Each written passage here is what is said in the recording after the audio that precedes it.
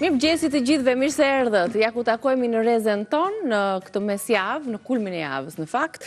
Për gjithë ju që keni probleme me tretjen, ndjeni atë fryrjen, kapslikun, atë aciditetin në stomak, dhe mbase këto i quani si probleme të vogla, sot do të mundohemi t'ju japim në një përgjigje apo çfarë shkakton. Do të flasim për tretjen sot. Pse ndonjëherë njerëzit ankohen për tretjen jo të shpejt, tretjen e shpejt, të cilën e lidhin atë me probleme të vogla të stomakut, por këto janë disa probleme më të mëdha që kanë vendin diku tjetër. Me Altin Jokun do të flasim pikërisht për këtë lloj mënyre se si ne mund ta përmirësojmë tretjen, e cila sigurisht me kalimin e moshës ngadalësohet, por si ta përshpejtojmë edhe metabolizmin dhe të gjitha këto pikpyetje që lindin në këtë temë të caktuar, do të kemi mundësi t'i marrim pas pak këshillat prej ti, ndërkohë edhe për mollën. Çfarë i bën konsumimi i një molle në ditë shëndetit ton? Na ndiqni për vlerat që ka, benefitet që ka ky frut i stinës po ashtu. Në kuzhinë sërish kemi një ëmbëlsirë, sërish kemi baklava, sot një mënyrë krejt ndryshe, më e thjeshtë akoma, pa edhe shumë kosto, kështu që e jani të shkojmë ta gatuajmë bashkë.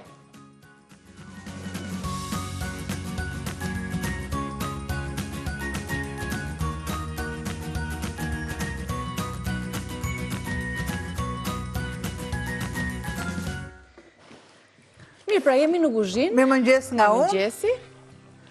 Këtu si është gjendja? Do bëjmë shembullin e dytë të baklavas sot. Po, me ta të thjeshtën që... Sot nuk do t'i japim vetë petët, se boll hapëm. Boll më të mora me të mirë, të shikoj që s'po të marrë me të mirë. Tani të një baklava kështu më praktike. Ja, një të shpejt. Që shtëpia pa ëmbëlsirë, po del shumë e shishme. Mund t'jetë vërtet puna më e thjeshtë, me 3 përbërës tak-tak, por... Dëgjon, do t'i them një gjë. Është shumë e shishme në fund. Atë me peta që i keni hapur, mbajeni për miq, sepse duam të dalim që shiko se e kemi holluar. Unë them që atë baklavan ta nxjerrim, të ke qartë faktikisht, them drejtën dje provova. Edhe ishte, mua. Edhe unë dje provova. Dje momenti. Dje të dy bashkë. Këtë po e kollofitim tani, sot, atë do ta lëm për miq. Okej. Do kemi plot miq deri në fund të vitit, kështu që po. Kam petët. Pra me një pako peta, nuk është se do bëjnë një gjë wow. Petët, normalisht do t'i pres. Petë të baklava, petë të holla. Kam arat.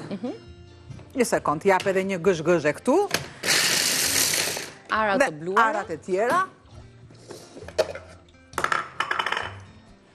Që ta flem mendjen. Që i kemi shpenzuar dhe përfshirë të gjitha arat që kishim dhe me qumësh. Nëse dëshironi, normalisht vendosim pak sheqer. Për t'i dhënë atë lezetin. Atë kujtohet që atë proces e bëra unë? Tani, mere lugën, thuj dhe trazoj pak. Mere oso kam ja ime me... Kam një kërkes tjetër, po më vëshë. Gjithmonë, kur e shikni që më merë më të mira, e fshie diçka mbrapa. Po të dua më drejt këtë të dua, ta kam thënë. Do thonë njerëzit këto ngellën duke u dashur. Le t'u themi njerëzve, sepse jam e frymëzuar, fjalët që ne mendojmë t'i themi nesër, sepse kemi kohë nesër, do t'ja themi sot. Sepse nesër mbase mund t'jetë vonë. Që kështu unë do të them të dua, e të kam gjanë, e të kam zemër, qa dua është ti, sa të dua unë dhe kur të dua unë, kaq, nuk e kam problem. Por këte mësova që vërtet, unë kam shumë fjalë të pathëna, që kështu do t'i them, do t'i qaj veshë, do t'i them, kaq. Fillova tani, op! Ti ke dhe një kështu, që ti thua kështu, drejt për së drejti. Po, normalisht. Tani, ti tregojmë pak produktet e tjera të baklavas tonë të dytë. Baklavaja jo në dytë me qumësht të kondensuar, me arra dhe me një pako peta. Ja të ke keni, sigurisht edhe pak gjalp, jo aq sa që na mori baklavaja e parë, gjalp të tretur, arra dhe fistik ose arra vetëm, por kam përshtypjen se edhe me fistik kjo i shkon shumë kam dhe fistik brenda, shiko? Kondensuar, pra arra dhe fistikët të bluara, ja. Shifini pak, po t'i afrojmë pak kamerën, kemi shtuar edhe një grusht plot me fistik faktikisht, të cilat janë bluar bashkë me arrat. Dhe po doni mund t'i bëni vetëm me fistik, Po ne më tepër u nisëm edhe nga kostoja, sepse janë pak më të shtrenjtë stistikët. Po, edhe do mendojmë sikur njësoj si për vete. O, këto të vodshkla që i hequn tani, këta vetëm këta.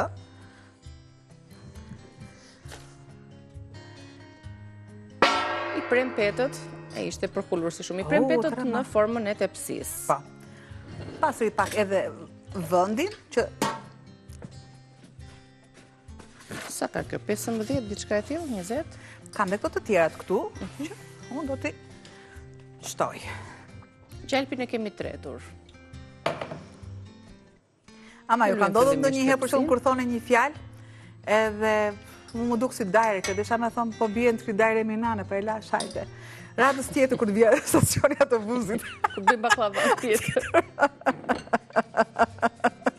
Ja, tani po përgatisim, po filloj tani montimi, sepse do të vendosim petat, arrat, fistikët në mes, dhe si thua, si kur t'i pyesim të na thonë dhe Anvisa në një variant shumë përsirash, si këto sajlarit, kadaif, baklava, përpara vitërisht Krishtlindja që është keku i Krishtlindja, ato biskotat e Krishtlindja, më thënë, çfarë përgatisni, na tregoni, na shuani dhe ne kuriozitetin, se çfarë përgatisni ju si ëmbëlsira. Keni ndonjë ëmbëlsirë të veçantë, që ju ka dalë shumë e mirë dhe na sugjeroni, na telefononi, të ndajmë bashkë kështu mëkate të ëmbla, themi neve. Eksperienca të ëmbla, gatimesh, sepse dihet pastaj edhe këto të tjera që mbushin tavolinën, sigurisht që është gjelideti, dikush zgjedh peshkun, dikush zgjedh mishin tjetër, pra ajo gjelin e detin me përshesh, këto janë simbole dhe janë rituale karakteristike të fund vitit, të tryezës së ndrimit të viteve.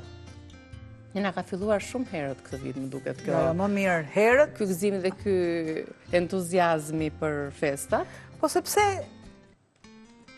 duhet të kesh kohën përpara që të tregosh, themi ide. Po, ide. Ide të ndryshme. Tek tryeza jemi në kohë për të sugjeruar plot receta. Ansoret, gjithmonë ansoret. Tani sa vendosja të kemi vendosur dy, kjo është e treta. Sepse do vendos të tjerat. Të njohura me gjalp. Ja, do vendosë të tjerat.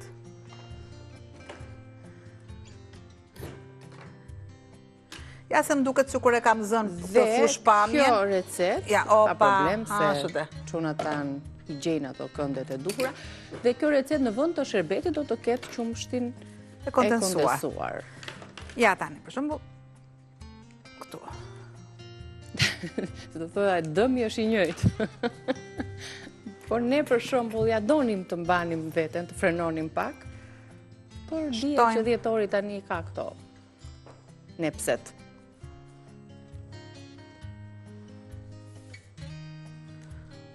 Dikur, nënat, gjërat e mira e u linin vajzave dhe vetë përdornin ëndrat. Dhe thosh, le t'jenë të ndruara, po thjesht jenë të pastra. Edhe unë them, le t'jenë këto petet anësore, por thjesht të jenë... Të duhurat. Të duhurat. Në nivelin e duhur. Sërisht. Furën... Tani se të pjekja... E para ngrohur, për sa e kam vendosur furën atje? Ne do të pjekim si të vepruar me të parën, apo jo? 180 e kemi tani, se ishte 185. Po, sepse... 180, lëm një gjysore kështu, me këtë temperaturë, pastaj e mbulojmë, e shojmë gradualisht, paktën dhe kjo do 2-3 orë të mira i do për të pjekur. Jo, kjo don 5-10 minuta pjekje. Qa thua? Po, është si puna e durekut. Apo nga që apjetët... Po, janë të fara. Të thata, po. Mendova se do më merrte kohën e parës, që zgjati me thënë drejtën një 3 orë, se ishim petët e njoma. Petë e lagur. Po. Tani.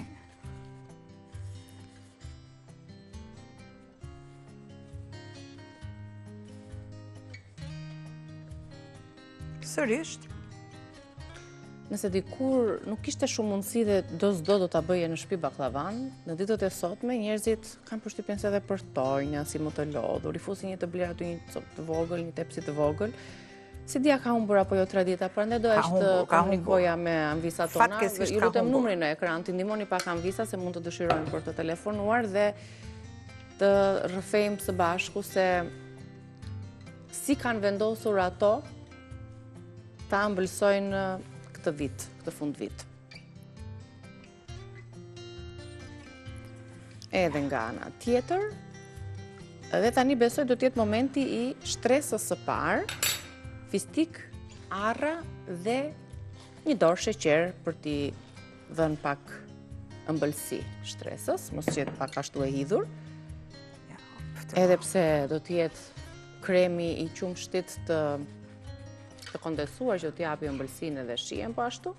Deri edhe pakës tu le t'jetë shtresa e parë t'jetë më shumë dhe shtresa e dytë t'jetë më pak. Tani, petët e tjera. Sërisht. Kështu bëhet u buka për 10 minuta. Po se qa? Tak, vjen nga puna në visa që ditën e 31 dhjetorit e gatuam këtë. Spret të hapi petët, të hapi mbush gjithë shpinë me petë dhe me miell. Pra, ka mënyra. Shtroj tjetrën, filloj të tillat prapë. Pra, edhe sa do të bëjmë 2 shtresa. Ne kemi dhe shtresën e dytë, kështu që vendosim dhe shtresën e dytë më ara, pastaj bëjmë atë shkëputjen. Vendos dhe një të plot. Opa, po shkoj dale prit. Edhe ato ansoret i shfrytëzuam, që do dali pak me volum, me trashësi.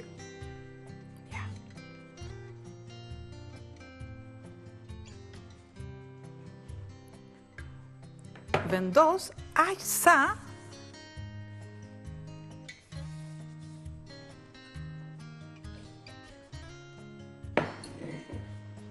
pra, shtresa e dytë le t'jetë më pak,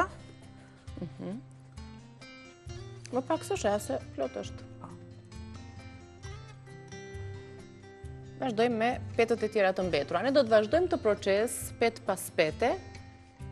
Pet, ndaj edhe quhet baklava, bakla nga fjala e vjetër, pra shtresa, pet.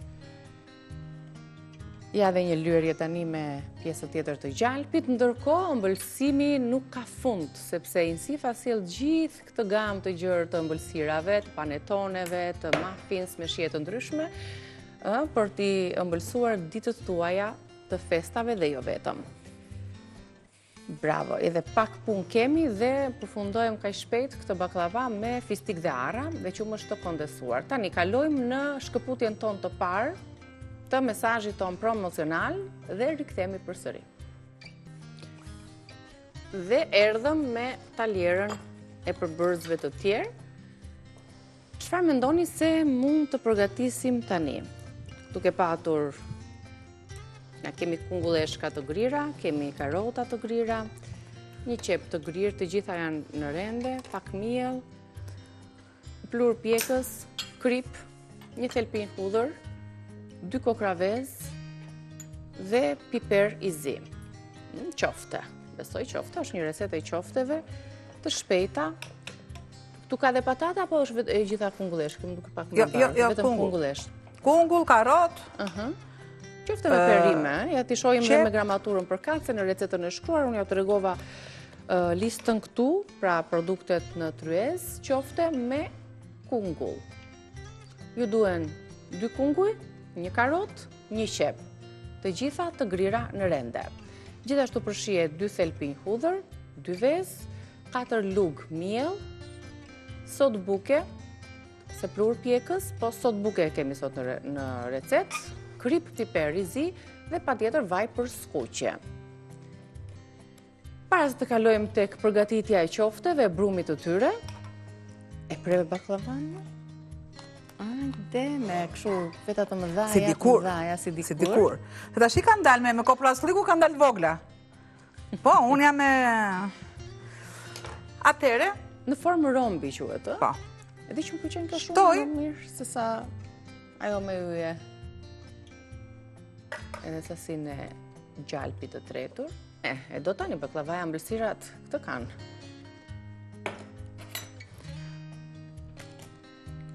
Op. Pastaj pas pjekjes i dhe të qumshti i kondensuar. Ja, këtu. To që shikoni në ansore, pjekja do t'i çoj, do t'i ekzekutoj, do t'i lejnë vendin e vetë. Mos u shqetësoni fare. Ja. Pa dyshim, do të piqen. Edhe pakës, edhe... Mjafton të jenë të njohura me yndyrën e dukur. Sepse gjalpi është i jep atë që t'jetë e shkrifët. Dhe direkte në furrë. Në furrën, si që thamë, në 180 gradë, do t'a lëmë për 50 minuta. Do t'a shojmë gradualisht, shpresojmë që të kemi një pamje të përfunduar deri në përfundim dhe të recetave të tjera. I tregova produktet. Jo thash zonjave se çfarë duan për këtë qofte, që bëhen shumë shpejt. Do t'i përzijmë tani kungulleshkat, qepët edhe... Këtu ja të marrë dhe një tasun të lutem se... Edhe karotat, një tas për t'i bërë ato brumin si shduhet. Në këtë rast, brumi nuk është se ka nevojë të qëndroj, ndryshe nga qoftet e tjera. Pjesën e kungullit shpejta, karotën, qepën, mas kripe, kam 2 thelpi hudre.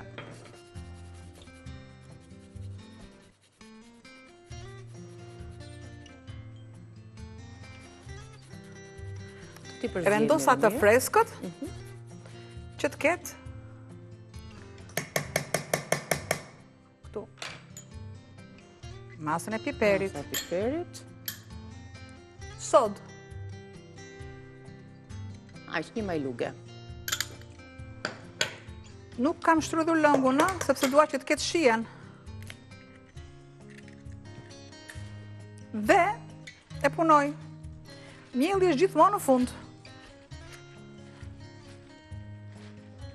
Mielli është në fund për t'i lidhur produktet, për t'i përthithur lëngjet e kungujve, qepës, karotës. Shtoj masën e miellit, normalisht që më duhet.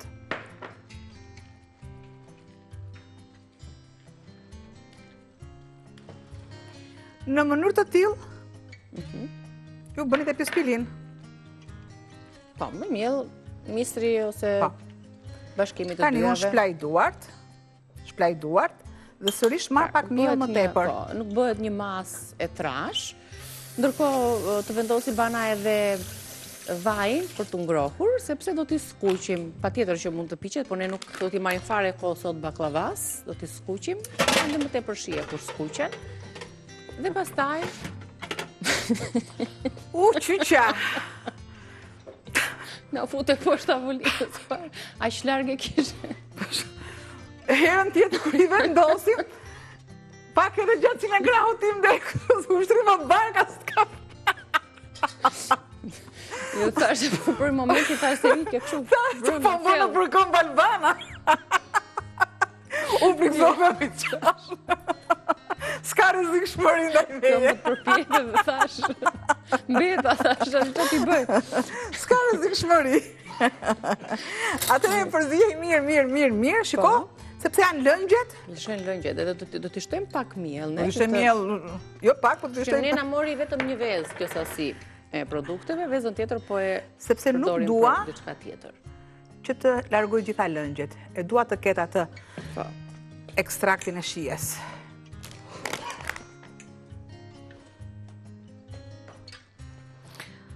E kam thënë shumë mirë që lidhësi më i mirë në gatime është mielli, për të gjithë, e kam për gjitha përdorimet? Po. Po edhe shkuper nuk ka problem. E sa është lodhur. Po pizza, po byrek, po qull, po, ha. Nga gjitha këtu bënë makaronat edhe pasta. Po. Po, nesër kemi disa normalisht pasta, një sallatë e ftohtë me pasta.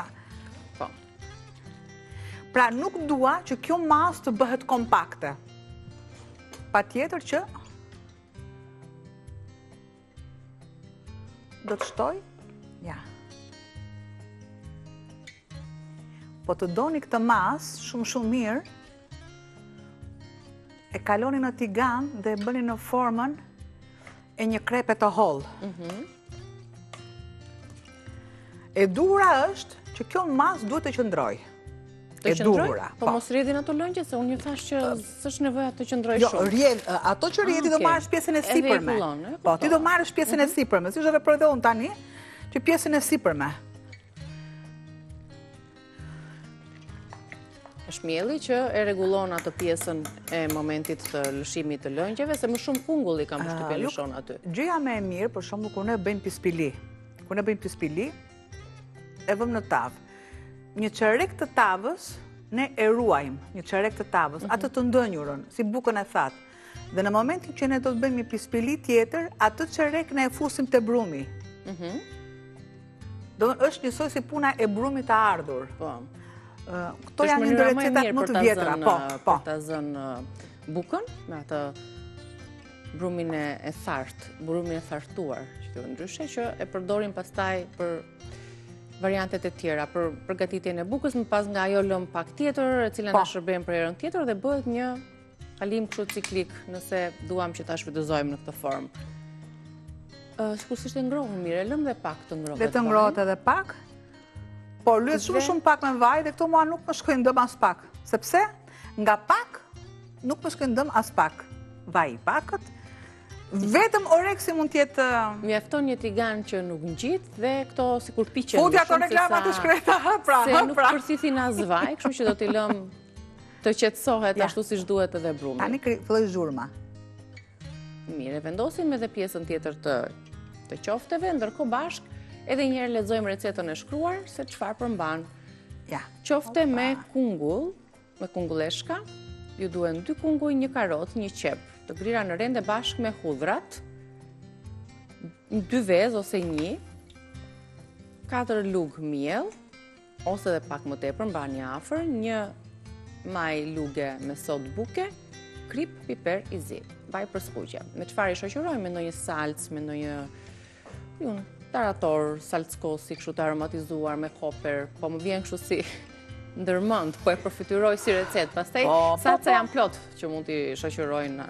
Pra, do ta lëm shiko derisa anash fillojnë bulzat. Po. Më pas do t'i kthejmë, marrin atë ngjyrën e kuqe. Pra, jo me vaj, në një tigan që nuk ngjit. Po. Që t'janë... Kur të kthehemi nga reklamat e radhës, do ta kemi të përfunduar tiganin dhe ndonjë mangull do ketë aty. Bravo. Bravo. Që shihemi pas publicitetit.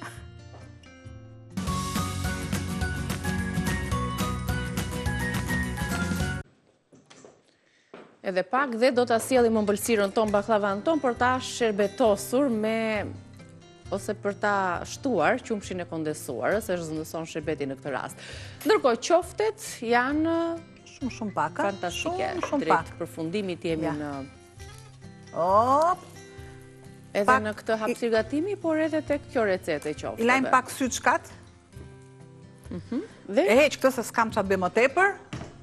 Dhe kalojmë tek receta e tretë. Po, derisa të bëhen këto të tjerat. Atëherë, le të marr patatet. Edhe ti pres një tavë me patate. Në atë salcën kremoze mes patateve, ka edhe salcë, por duhem prerë kështu në disqe dhe të holla. Ja të shohim se si do ta sjellim këtë radhë tavën me patate, ndërkohë po sjell edhe një tavë ku do t'i vendosim të renditura mirë patatet. Dhe ju do të lexoni tani produktet që ju shoqërojmë, pra që do të duhem për këtë recetë, patate në furrë me krem dhe djath. Do dali një recetë kremoze, shishme, me aromat mira. Kemi 2 filxhane gjysmë krem pana, 1 filxhan qumësht, 320 gram djath i verdh, i grirë, 1 kilogram patate, 2 thelpinj hudhër, 1 lugë gjelle trumze freskët ose e thatë, krip, piper i zi i freskët i sapo bluar. Ne po ju tregojmë një recetë në këto përmasat e një tave të tillë. Ju pastaj i shtoni përmasat e produkteve që unë lexova sipas antarëve që keni në familje. Jam shto pak qumësh, lutem këtu. Aty shtove kremin pana, edhe qumshin që ta edhe këtu brenda, po.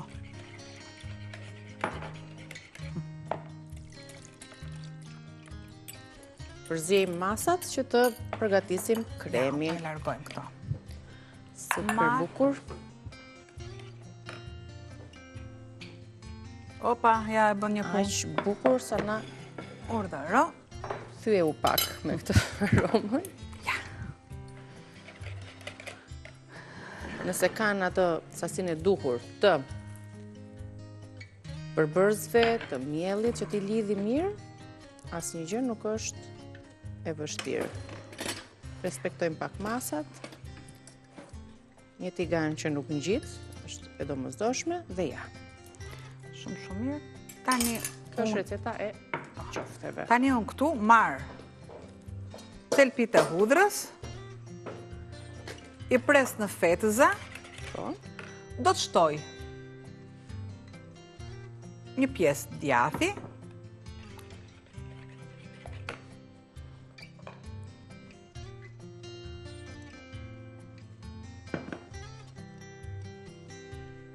kripën, Trumza. trumzën. Këto petët do t'i qoj domun. Petët e baklavas, si Ja, ato, do t'i qoj dom. që mbetën. Atere, filloj. Vendosim patatet në radhë. Pra unë bëra një tavë të vogël, ë?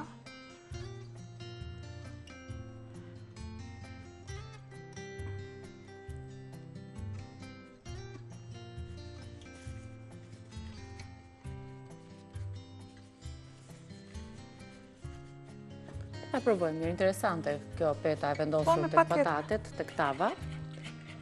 Duhet provuar.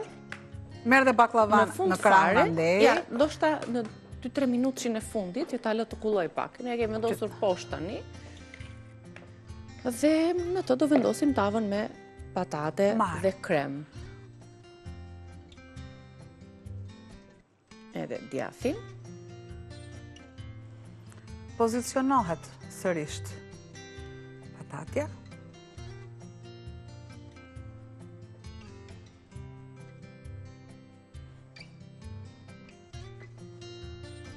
Ja, mjefton që patatet voçklën këtu, mos jenë shumë të trasha, po t'jenë kështu mesatare. Ja, shtoj dhe petën. 0.5. Jo me vizore me i matë, po thjesht është janë këto masat në mendje. Edhe peta tjetër. Opa. Kam betur edhe pak krem sigurisht. E rregullojmë mirë. Ja, pjesën e kremit që unë kam e shtoj të gjithën si masë. Këtu, me një lugë bëj nivelimin, shiko. Qik krip, qik djath të duhet, apo t'i largoj të gjitha? Djathë, vetëm djathin dua unë edhe. Shumë mirë.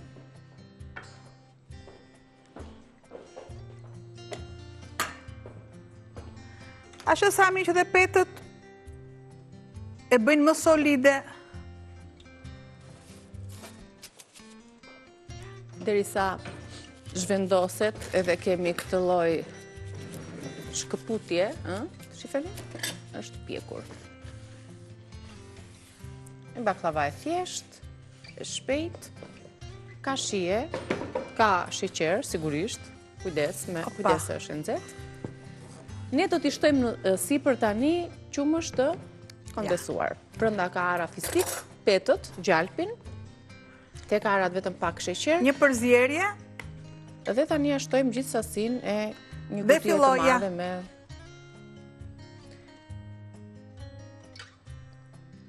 Pra, e rëndësishme është që të shtohet me njerë pasi e nxjerrim nga furra. Tjetë e nxehtë. Që ajo të depozitohet, të shkoj deri në fund, në fetën e fundit, në shtresën e fundit, të japi ëmbëlsi shije. Mirë do kishe bërë të më bëje një video, po hajde. Po ju një video. Që do këtë video? Baje, me kujdes. Po më pëlqe ka kjo gjë e tillë. Shiko, sa më lart të qëndroj, shiko, ja.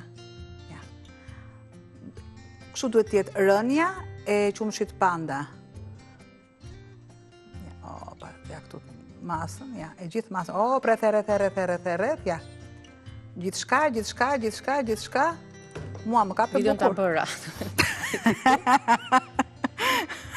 Të gjitha të sasi të ashtosh? Të gjithë, sepse do përthithet. Pra duhet jetë nga... Do të lënë i qikë të... Për një duk të vogël në fund, sa ka marrë malli. Ke gjitha të? Ke gjitha të ke pa, ha? Ha, mos mua nko. Qëfar të mbetet? Të shofë nga syri të shofë. Për tretjen do flasin më pas, ne kështu që... Altin sot na i bëj hala. Sot do iki, unë nuk dhe që të droj. Ja, përfunduam. Ja. Po e vendosim tavën që ta tregojmë treshen tonë të recetave. Që mos ashe Altini, oqë. Apo jo më jo, s'me dytë. Do bëjmë si do bëjmë. Ja, të filloj mirë të anër, se pash një vënd që ishte me petët e panjomura, me qumshtin e kondesuar. Por në moment që shojmë që është ka ngelu, kur themi ne, pak zbathur, pak tullace, pjesën tjetër është të nësërish. Kërë shofim po që ka pa tjetër nevoj për të shtuar tjetër, mos u trëmni, jo gjitha të sasi e mori, është për një tavë më të madhe. Dhe ja, kështu përfunduam. I vendosim të treja recetat tona për sot, të cilat do të jenë patjetër të postuara dhe në rrjetet tona sociale, edhe në kanalin ton në YouTube, ku vazhdojmë të rritemi, përshkojmë gati 200.000 një komunitet që ndiqemi, komentojmë në kanalin ton YouTube Reze Dielli, 200.000 subscribe dhe i falenderojmë shumë për mbështetjen edhe për sugjerimet tuaja, për komentet në video tona të gatimit, pashtu edhe të bisedave me ekspertët tanë. Pas pak, si që thash, do të flasim për tretjen. Ndjemi ndonjëherë pasi kemi konsumuar, ndjemi një lloj fryrje, një lloj pareatie, themi ndonjëherë ja vëmë ushqimeve, por problemi mund të jetë diku dhe ne nuk e dim, kështu që duhet të dëgjojmë disa këshilla se çfarë mund të bëjmë në ato kushte, në mënyrë që ta shijojmë dhe ushqimin edhe ai të tretet më shpejt. Problemet fillojnë sipas naturopatisë aty thellë në stomak. Kështu që për tretjen e dobët, si ta përmirësojmë atë, edhe për atë shprehjen një mollë në ditë i thot doktorit ik, çfarë pse dhe çfarë na bën një mollë në ditë, si ndikon ai në shëndetin ton, konsumimi dhe zgjedhja e ndonjë recete kështu e kështu, do të diskutojmë të gjitha pas pak. Ndërkohë, ti vazhdo e di vetë. Po jam dashuri me shikim të farë. Jo me ju e kisha fotot, hedhja në rrjetet sociale, dhe nuk i kisha të konsim. Ma mirë, më rego, e në parë. Ka e di unë që do hash tani. Ne do të shkëputemi për publicitet. Flesh informativ, ju pres pas pak me Altin Jokon.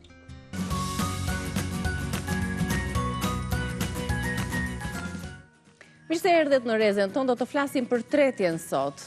Shumë njerëz ankohen për tretje të dobët, të fryrjen, kapslokun, këto probleme shqetësimet pasi ushqehen, dhe mbase mund t'i konsiderojnë si probleme të vogla, por ne do të gjejmë sot shkakun e një problemi që mund të jetë edhe më i madh. Shohim fillimisht e kemi apo jo Altinin në linjë.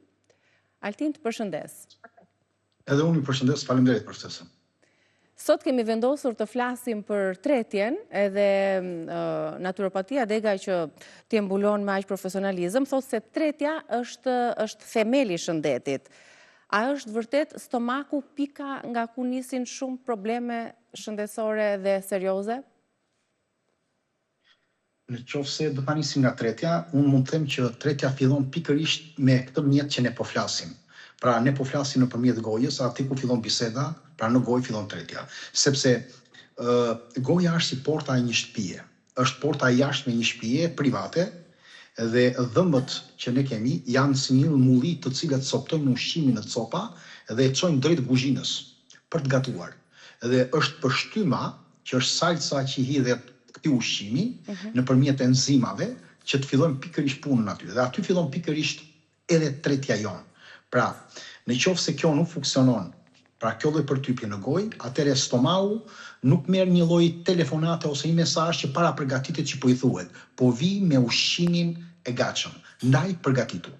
Kur hahet me nxitim, kur nuk përtypet mirë, është si të çosh drunj të mëdhenj në një sopë të vogël dhe soba nuk ka për të ndezur, do krijoj presion, do krijoj tym, sepse do bllokohet dhe do mbytet.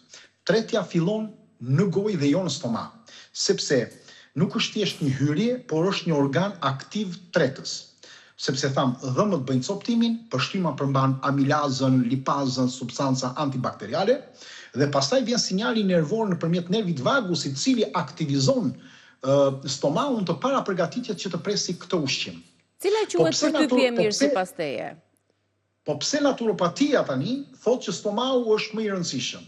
Sepse gabimet në gojë janë funksionale. Pra thjesht është përtypja e shpejt, stresi që mund na krijojë, ndërsa gabimet në stomak janë sistemike. Aparati i tretë është porta kryesore ku ndodhin 3 gjëra vendimtare për ne. E para është bariera, që është mukoza acidi domethënë, përgjithësi enzimat, bila, që vendosin çfarë lejohet të kalojë në trup dhe çfarë nuk lejohet. E dyta është mikrobioma, e cila ndikon në prodhimin e metabolitëve dhe sinjalizimeve nervorëve, edhe që është baza kryesore e trajtimit ose e forcimit të sistemit imunitar ose mban sistemin imunitar, dhe është sistemi imunitar që është grumbulluar masivisht në zor, të cilët gjenden indet imunitar të zorëve. Prandaj tretja është themeli, sepse i prek të gjitha, nuk është thjesht një lloj slogani, mund të themi, ose një lloj organi. Është shumë më e theksuar se këto. Në këtë drejtim. Shiko, më përmende pak, tretja fillon në gojë, në mënyrën se si ne e përtypim ushqimin. Cila do konsiderohesh një përtypje e mirë? Se ka njerëz që thonë mirë përtyp e gëlltit ashtu siç duhet ushqimin. Ka njerëz që ushqejnë shumë shpejt dhe kjo mund të jetë një ngrënë emocionale dhe përtypja nuk realizohet siç duhet, nuk coptohet ushqimi siç duhet dhe kjo kalon më pas në stomak. Po. Atëre e para ne nuk duhet të ushqemi ku kemi stres. Në moment që kemi kaluar një debat me dikë, kemi krijuar një problem apo jemi të mërzitur, atëre ne nuk duhet të konsumojmë ushqimin. Të paktën për ato minuta, sepse niveli i kortizolit ton, niveli i metabolizmit ton po ndryshon jashtëzakonisht shumë. Rrafet e zemrës të gjitha. Dhe nga ky presion i stresit që ne krijojmë, e para nuk kemi për ta shijuar të ushqim, e dyta kemi për ta kaluar shumë shpejt të ushqim, e treta nuk do jemi të përshtatur midis mendjes dhe tretjes, sepse mendja jon funksionon në vend tjetër. Edhe kur marrim telefonin para, ose edhe kur shikojmë ekranet dhe ne konsumojmë, am pa vetdije. Në këtë rast e tretja është më e dobët, sepse dhe niveli enzimatik që prodhohet, sepse do të shtyhet në niveli i sistemit nervor, fijet nervore të cilët komandojnë dhe të stomau dhe japin sinjale, po ashtu edhe të dhëmët. Tretja ushqimi duhet ngrënë me copëza të vogla, se kjo është shumë kryesore. E dyta nuk duhet ngrënë shumë i nxehtë, e treta nuk duhet ngrënë shumë i ftohtë, sepse patjetër që dëmtojnë edhe problemet e mukozës, edhe gjuhën, edhe dhëmët, edhe tretjen, por duhet konsumuar gradualisht, pa marrë shumë ajër, që mos futet shumë ajër në trup, sepse pastaj krijon dhe disa probleme në stomak, pa edhe gazra, dhe kujtojnë sikur i kemi nga problemet e ushqimit ose nga i treti jo e mirë, dhe duhet ta ripërtypim mirë ushqimin. Duke ripërtypur mirë që ajo të jetë bërë një formën i pelte dhe jo të copë që ne ta kalojmë në fyt. Jo, të pelte se mbase konsumojmë lëng se konsumojmë s'bëhet kur ajo, se mund të ham diçka të fortë, mund të ham një copë mish, po nëse ne ham një copë të madhe mish dhe kalojmë një herë dhe jemi të uritur, atëherë kjo do na dëmtojë. Prandaj kjo tretja është këto rregulla duhet zbatohen faktikisht për punën e tretje më të mirë. Qartë. Ose të mos kemi problem tretje. Pse shumë njerëz kanë tretje të dobët? Çfarë është një tretje e dobët? Si duhet ta ndihmojmë pastaj trupin? Cilat janë ato pasojat edhe çfarë shkakton? Sepse jo vetëm përtypja, fillojnë dhe problemet të tjera që mund ta i thonë. Atëherë ne duhet të kuptojmë. Imagjinoni tani një fabrikë që ka 4 stacione të përpunimit të një produkti. Në qoftë se në një stacion nuk bëhet produkti mirë, pra nuk mbarohet procesi ose ngadalësohet, produkti deli pa përfunduar në rregull. Dhe kështu që bëhet problem sado që 3 stacionet e tjera të janë në rregull. Dhe këto 4 stacionet janë. Stacioni i parë është pjesa e gojës. Kur përtypja është e dobët atë që tham, atëherë ne do kemi rëndesë, fryrje, gromësi, lodhje pas ushqimit, sepse stomau detyrohet të kompensojë atë që duhet ta bënte goja. Çdo organ në trupin tonë duhet bëj procesin e vet. Stacioni i dytë është stomau, kur acidi pepsina dhe acidi kloridrik fillojnë tretjen e niveleve të proteinave, duke u kombinuar me nivelin e enzimave, kjo është një hallka më e dobët. Ushqimi mund të rigjatë kur ne kemi mungesë enzimash, kur ne kemi konsumuar keq edhe nga përtypja. Mund të krijojmë presion dhe gazra, mund të ngjitet madje lart ky lloj presioni, mund të na fillojë edhe një formë djegje, dhe kështu mund të arritet edhe aciditeti. Dhe patjetër mund të kthehet edhe mbrapsh. Stacioni i tretë i kësaj fabrike është bila dhe pankreasi, kur ushqimi përpunohet shumë imët, fillon dhe grimsohet fare, kur yndyrat treten në bil nëpërmjet enzimave të pankreasit dhe përfundojnë shpërbërjen e tyre. Dhe kjo vuan në përgjithësi kjo hallk, nëse të dy hallkat e para kanë një problem. Dhe kjo do ka për ta dhënë feçen e ndryshme, mungesë vitaminash, problem në lodhje ose në rënien e energji, pa rehati pas 30 ose 60 minutash pasi ne kemi ngrënë ushqim. Dhe stacioni i katërt mund të themi që është zora, e cila bën gjithë përthithjen dhe bashkëtesa e saj me mikrobet, pra me mikroorganizmat e tjera, bëhet një ekuilibrim. Në rast se ky është i çekuilibruar gjithë kjo situatë, atëre intoleranca, nëse do kemi probleme intoleranca, mungesë enzimatike, një disbioz në zor, do kemi probleme me kapslëkun, do kemi probleme me inflamacionin, do kemi probleme me dhimbjen, do kemi probleme me fryrjen, pra do kemi probleme edhe me intolerancë, kështu që problemi nuk është që ne duhet të faqësojmë ushqimin.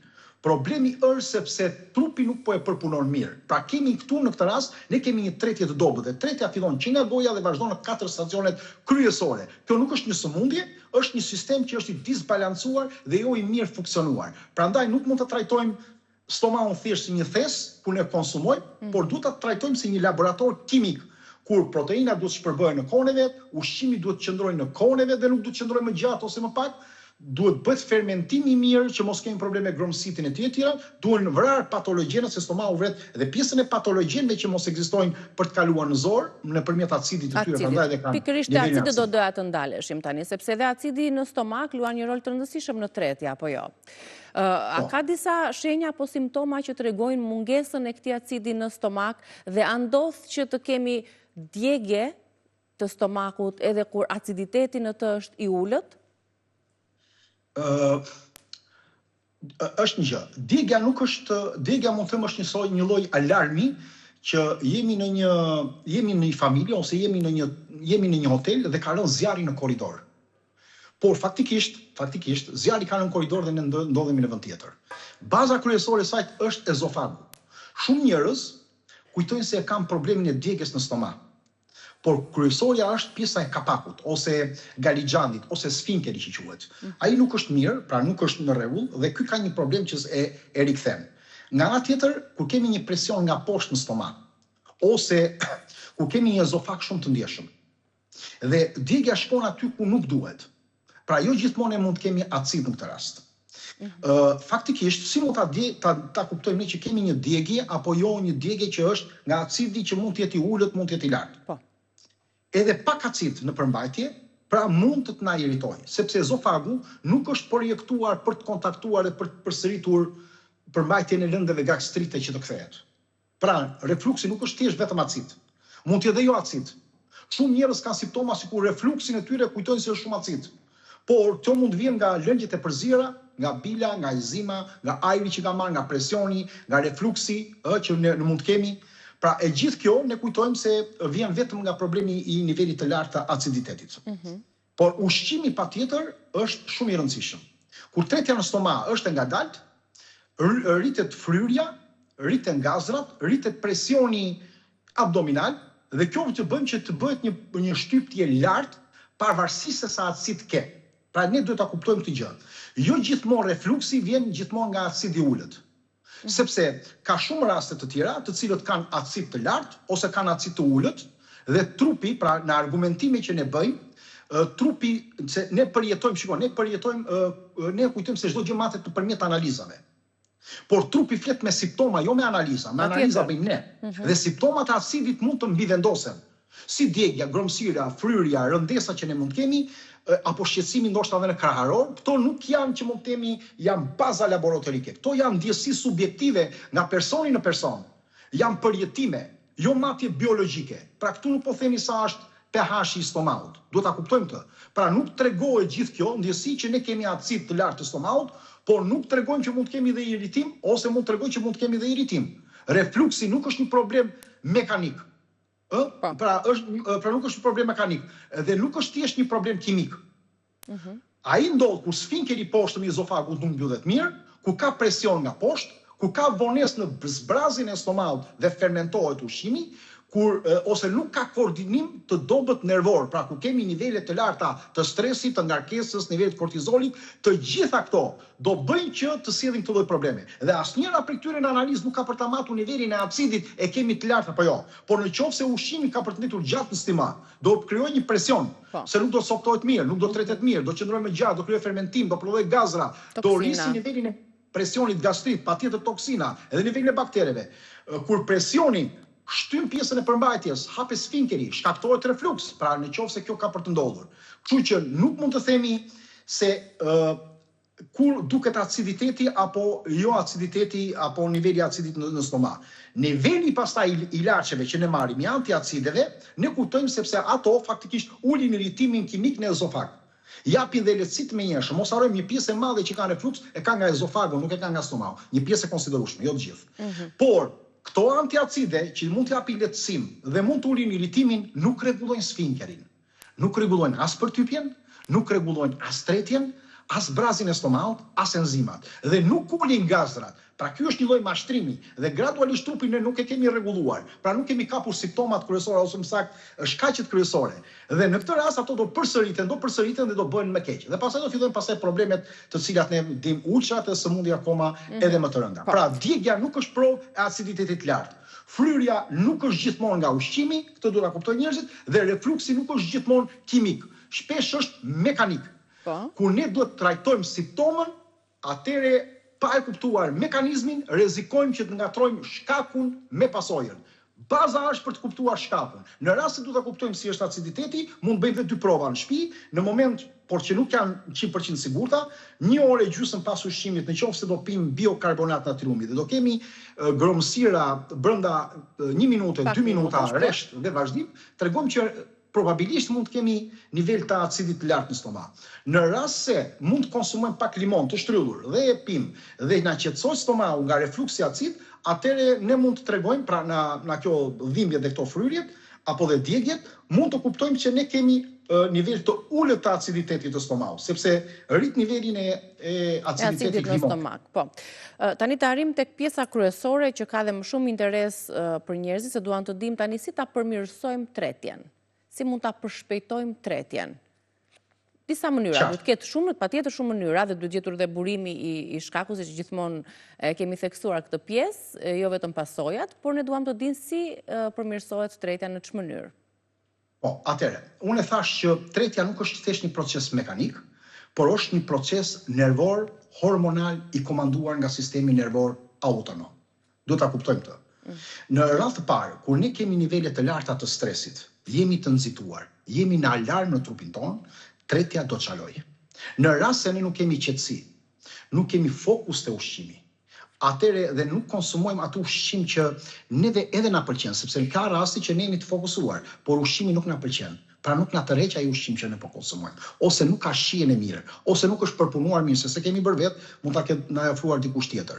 Atëre studimet kanë treguar që kjo më shumë e dëmton tretjen se sa mundet ta përmirësojmë. Dhe këtu fillojnë disa nga problemet kryesore. Një tjetër problem është ngrënia pa vetdije. Nëse ne do ham pa vetdije, në një çast saktuar, duke komunikuar, duke folur, duke parë, duke ecur në rrugë, që është shumë e gabuar konsumimi i ushqimit duke ecur, atëre ne do ngadalsojmë dhe do dëmtojmë gjithë procesin e gjithë këtij aspekti të ritmit. Pra, gjithë pjesën e sistemit nervor hormonal të komanduar si proces ne kemi për ta dëmtuar. Dhe kjo është shumë e rëndësishme. Tani si mund ta rregullojmë ne këtë situatë? Këto janë gjëra shumë të thjeshta, praktike dhe individuale. Nuk mundet të japim kura, sepse nuk po flasim për një sëmundje. Kjo që ne folëm nuk është sëmundje.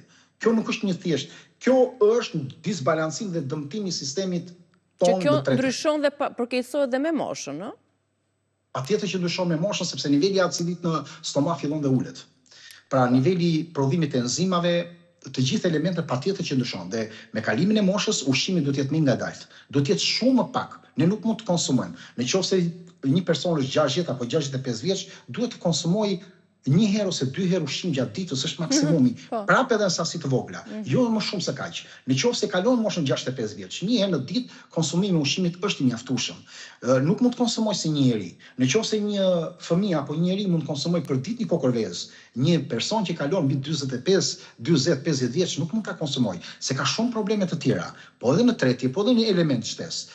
Kështu që tjetër gjë është një person në këtë moshë, arsye dhënve, arsye enzimave, problemeve, lëngjeve të cilët ne kemi gastrite, apo nivelet të aciditetit që kemi, që kanë ndryshuar.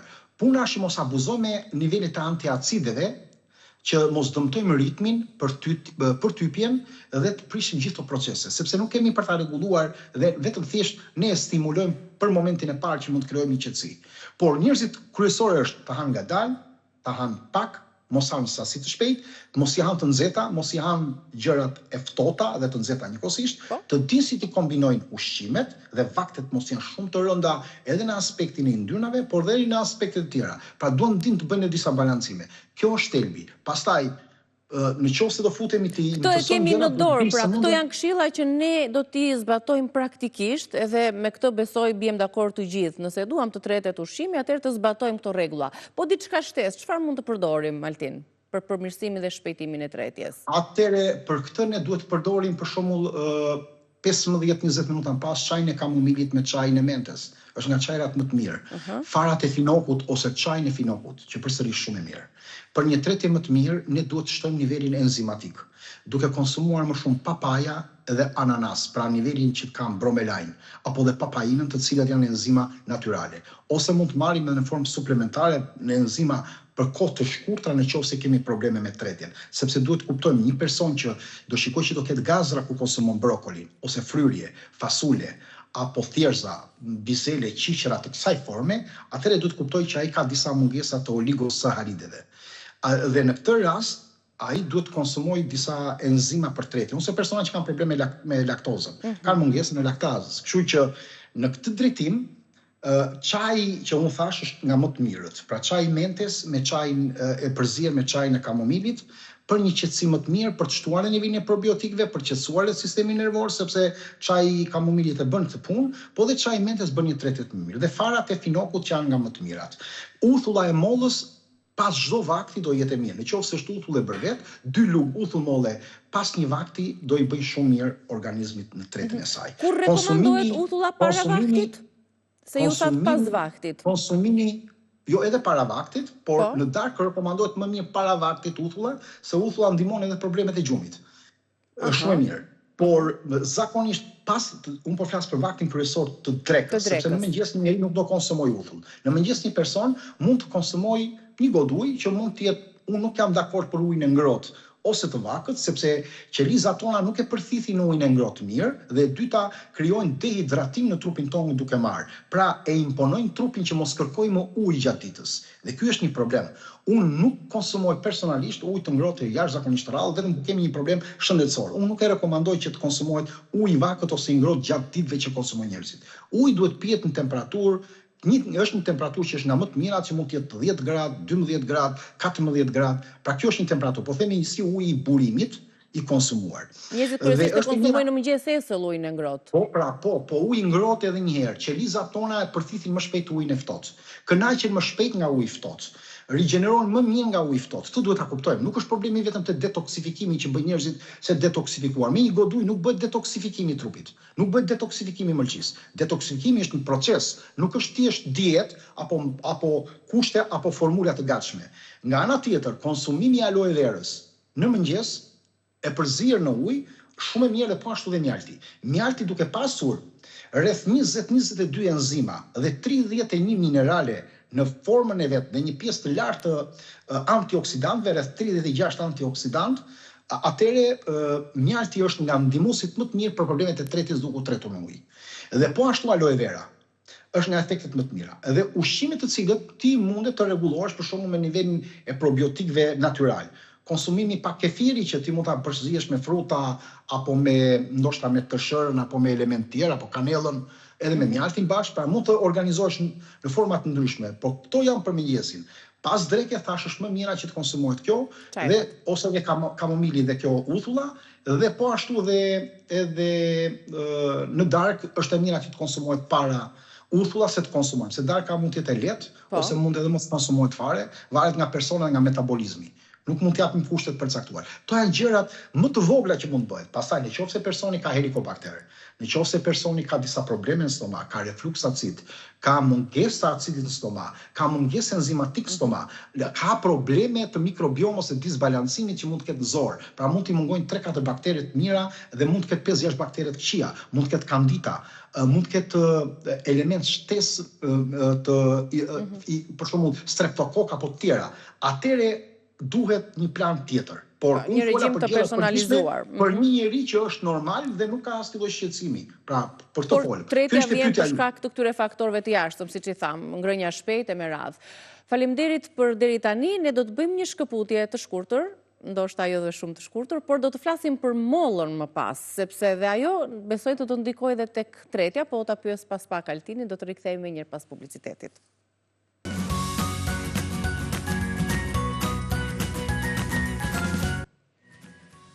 Do të flasim tani për benefitet e mollës, lidhemi sërish me Altin Jokën. Ne gjithmonë jemi mësuar me këtë shprehje një mollë në ditë, i thot doktori Tik. A është e vërtet çfarë i bën molla shëndetit tonë, organizmit tonë, dhe a është e mirë për tretjen, meqense kishim temën e tretjes sot? Molla është një frut që punon në heshtje, por faktikisht ka inteligjencë biologjike. Mund të themi që mund të jetë edhe mbretëresha e frutave. Është në 3 frutat më të konsumuara në botë. Këtë duhet ta dim. Dhe është ndoshta fruti që ka studimet më të tepërta, mira studime, për të kuptuar benefitet që ajo ka. Dhe prandaj i është vënë shumë epitete ku në vende ndryshme, në shtete ndryshme, thonë që ose në kultura ndryshme, fruti i jetës, dikush thot farmacia natyrore, që është shumë kohë, rreth shekullit 18 zakonisht, doktori i heshtur, është para një shekulli, fruti trurit dhe i zemrës është para disa kohësh nga disa naturopat dhe disa mjek, madje edhe në një simpozium ndërkombëtar, apo edhe shpreha më e famshme është ajo që ne thomi një mollë e mban doktorin, një mollë në ditë e mban doktorin larg. Tani unë do them disa fakte shumë interesante për punën e mollës. Molla flet me bakteret e zorës. Studimet kanë treguar që pektin e mollës ndryshon komunikimin gjenetik të baktereve të mira. Është nga të rrallat fruta që ndryshon konceptin gjenetik në baktereve. E di ç'do të thotë kjo? Kjo do të thotë që të prodhohet një nivel më i mirë i butiratit, që është antiinflamatori kryesor i problemeve në zorën tonë, dhe të prodhohet një nivel më i lartë i serotoninës, hormonit të qetësisë tonë. Prandaj molla ndikon te ankthi dhe te humori. Molla ndihmon trupin të njohë qelizat e sëmura. Është një detektor, është një detektiv. Polifenolet e mollës rregullojnë nivelin e apoptozës, që do të thotë apoptoza është vdekja e qelizave të sëmura. E ndihmon ose e rregullon dhe stabilizon këtë dhe ndihmon trupin të mos ushqejë qelizat kancerogjene. Pra e pret pjesën e ushqimit negativ për problemet e kancerogjeneve. Mos harrojmë diçka që rreth 70-75% të gjithë antioksidantëve janë lëkurë dhe pjesa dërmuese që i qërojnë lëkurën është gabim. Pra edhe pse mund të ketë pesticide, mund të hiqen pesticideve, besoj, po. Mund të hiqen te mollat me anë të fërkimit, pastrimit, lënies në ujë, pastrimit me anë të uthullës, është shumë herë më e mirë ose sodës, shumë herë më e mirë pastrimi sesa mos konsumimi i lëkurës. Sepse tash është vetëm për arsye ku kemi probleme me stomakun, me tretjen, mund mos e konsumojmë. Mos harrojmë diçka tjetër. Tek molla, tek lëkura e mollës është maspina. Maspina është një lëndë që është vërtetuar edhe në një studim në Japoni që është një luftuese kryesore kancerit të gjirit. Molla në niveli pektinave është një pastruese e mirë për mëlçin, sepse pastron toksinat, metalet e rënda dhe mbetjet hormonale që kemi në trup. Dhe madje lë që mëlçia mos ngarkohet. Molla madje ndikon edhe në shikim, është pak e njohur në studime, po flavonoidët e mollës mbrojnë enët e gjakut, enët e vogla të syrit dhe ulin dhe po ashtu dhe nivelin e stresit oksidativ në retinë. Dhe ndihmojnë shumë në problemin e lodhjes të syrit, pra lodhjet vizuale, konsumimi mollës në mënyrë periodike, nuk po flasim për një herë. Nga ana tjetër molla ndikon te fertiliteti, mbron qelisat riprodhuese, ul nivelin oksidativ dhe sidomos në problemet që kemi tek spermazoidët dhe tek vezët, pra te vezorja. Molla ushqen trurin, dhe jo vetëm stomakun dhe problemin e tretjes, që e modifikon dhe e rregullon, por sepse molla ka quercetin, dhe ne e dim që lënda e quercetinës është mbrojtëse shumë e mirë për neuronet dhe ul nivelin është antiinflamator për trurin, por gjithashtu quercetina ul dhe rrezikun për problemet e Alzheimerit. Dhe molla është shumë e shëndetshme për kockat, sepse ngadalson humbjen e densitetit kockor, ul inflamacionet që kemi problem të kockat dhe madje ndihmon edhe në parandalimin e osteoporozës, një sëmundje të shpiku që kemi thënë disa herë, por po e themi osteoporozës. Ka ndikim në antiplakje, sepse rregullon problemet e telomereve, pra atyre fijeve të gjata të liseve të pucës të jetës sonë. Telomeret janë këto gjatat që janë ADN-n ton, të cilat zjaten ose shkurtohen, edhe sa më shumë të shkurtohen, aq më shumë plakemi dhe na vjen vdekja. Dhe molla në këtë rast e ngadalson, po bën një ngadalësim qelizor. Në ana tjetër, molla ul komponimet sulfurike në zor, që mos krijohen gazrat sulfurik dhe metan.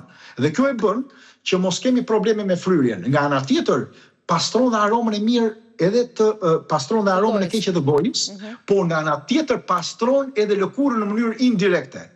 Nëpërmjet ushqimit baktere të mira. Molla ndihmon gjumin dhe duhet konsumuar edhe në darkë. Pra nuk ka kohë për konsumimin e mollës. Po mund ta konsumoni dhe ashtu, nëse nuk do keni ndonjë problem.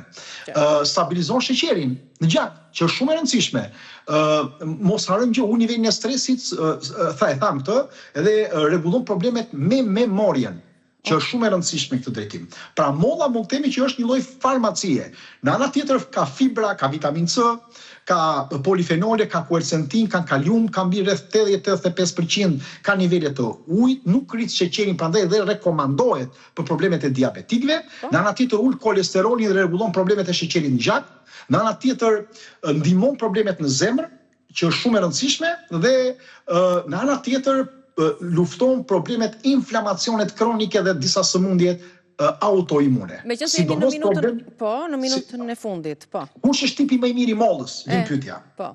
Kë preferon? Më i mirë, pra kush është molla perfekte që mund të themi, sipas varet për atë që ti e konsumon. Në qoftë se ke problem për diabetikët ose për dobësim, molla e jeshile është më e mira, sepse ka më shumë fibra, ka më pak sheqer.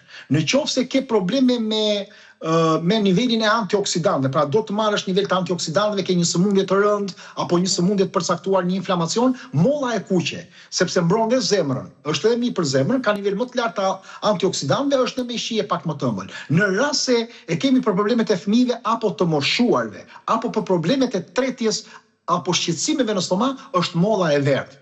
Pra më e mirë duhet molla sipas asaj që ti e shfrytëzon ose problematikës që ke, por molla lokale, sezonale, që është me lëkurë, është molla më e mirë. Sa mollë mund të konsumohet në ditë? 3 deri në 5 mollë nuk është ndonjë problem konsumimi i tyre. Pra, vetëm në rast se mund t'japin fryrje dhe gazra ose acide të tepërta. Është e mirë të konsumohet në mëngjes, mund të konsumohet në mes vakteve, mund të konsumohet 20 minuta para ushqimit, nuk mundet të konsumohet mirë, nuk është, jo se është keq, të konsumohet direkt 10 minuta, 7 minuta, 10 minuta, 15 minuta pas ushqimit. Pra nuk është mirë në përgjithësi, se në përgjithësi njerëzit kur fryhen, thonë të ham një mollë që ta rregullojmë. Jo, duhet të lënë një farë kohe. Më mirë të ecin se sa mund të konsumoj një mollë. Në 20 minuta ne e dim shumë mirë që në këtë drejtim ai kalon në qarkullimin e gjakut, duke arritur në energji më të mirë për gjithë trupin tonë. Pra më e mira është në mëngjes mes vakteve kur dosh mund të konsumosh dhe sasinë e tham dhe vlerat. Po doni diçka tjetër interesante dhe veçantë, ju a themi. Farat janë toksike.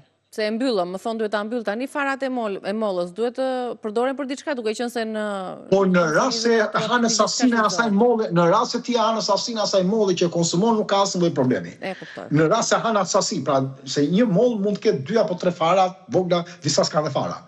Pra në qoftë se ha bashkë me mollën, nuk po ha farat veç. Është tjetër gjë ta hash farat veç dhe tjetër gjë ta konsumosh bashkë me mollën. Sepse ku e ha bashkë me mollën, tretja marrë vitamina është si punë e saj. Kur merr lëngun veç të një fruti, është tjetër gjë sepse fruktoza e godet për disa sekonda, 6 apo 10 sekonda mëlçin. Ndërsa kur e konsumon atë frut pa e shtrydhur, atëherë ti ke marrë dhe minerale, ke marrë dhe fibra, ke marrë nivele të antioksidantëve, ke marrë nivele të tjera krahasim me pra procesi e ndryshon. Edhe fara, nëse konsumojmë mollën, nuk është asnjë problemi. Nëse nuk e konsumojmë, ne konsumojmë veç dhe mbledhim shumë fara, duhet të konsumojmë për një problem shëndetësor, duhet të konsultohemi me një naturopat ose të fushës mjekësisë holistike për të kuptuar çfarë probleme ka, se ka disa probleme të mira, jep edhe disa probleme të këqija farat e mollës. Jo gjithçka është e dëmshme. Faleminderit. Të falenderoj Altin, të uroj ditë të mbarë, faleminderit për informacionet dhe këshillat që përsollëm sot. Ne do të shihemi nesër me Reze Dielli. Kalofshi bukur, vazhdim të mbarë në programacionin tonë.